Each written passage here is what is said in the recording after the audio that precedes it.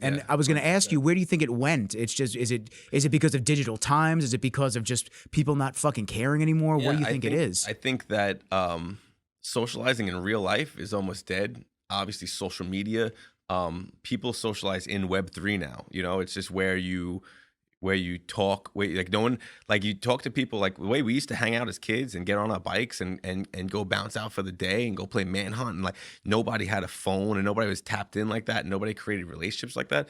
Now all relationships are built online, and like even like you say someone like us, like we had this common ground to go to the gym, you know what I mean? But if we didn't go to the same gym, like, you know, I'm not at the bar hanging out, and I'm not, you know what I'm saying? Neither are you. Neither am I. Right? We So, would like, probably never met if I never went to the haircut. yeah, absolutely. Yeah. So there's this like there's just a need for it where people want to be part of something, and they also want to have genuine relationships, and it's just gone by the wayside.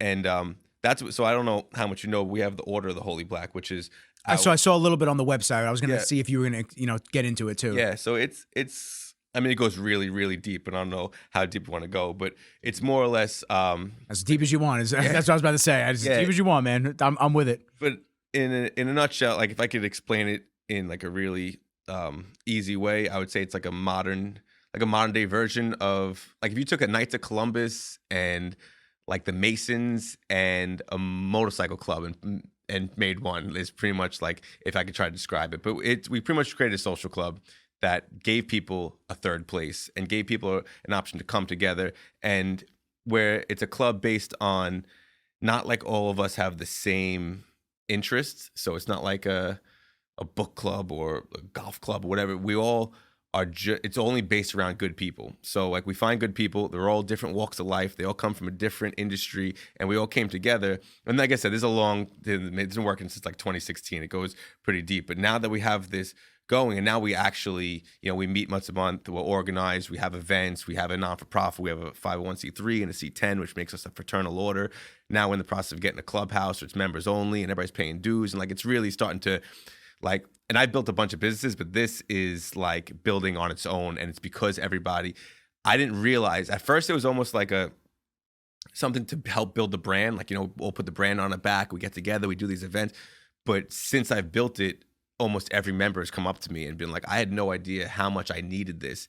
This filled a void in my life that I didn't even know I needed to fill. And like now I got guys that are doing like mental health Mondays, where like all the guys come, we have a Discord channel where they go in and they have voice chats, and like, it's just, and I could see the demand for it is outrageous. And now that we're building it, I've been real quiet about this. Like, so just recently it started to really move fast, and it's without any promotion or anything. I have an Instagram account that I don't even touch.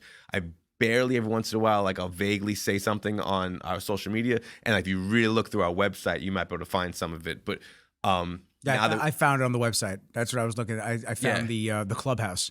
Okay. Yeah. Sanctuary. The inner sanctuary. Day or night type thing. I was like, that's interesting. I was like, I feel like I haven't seen this before. Like on the bottom of the website, it says like, not a front for resurrecting ancient secret society and shit like that, But, as it's been developing, I've been learning a lot about people's desires, and also a lot about myself, that I feel like a lot of that I've learned and everything I've done up to this point has set me up for this. And I really think that this is going to be the biggest thing that I've ever done. I really feel like it could be national. And I think, if you think about it, like there's a Knights of Columbus, a Moose Lodge, a Rotary Club, a friggin' these are all just Kiwanis. Like, when I think of these like old men hangouts. That's really what it is. There's one of them in every town, in every city across the entire country, and all of them own these huge buildings, and you go to them, and it's like a dingy bar, a bunch of old men sitting around watching like a football game.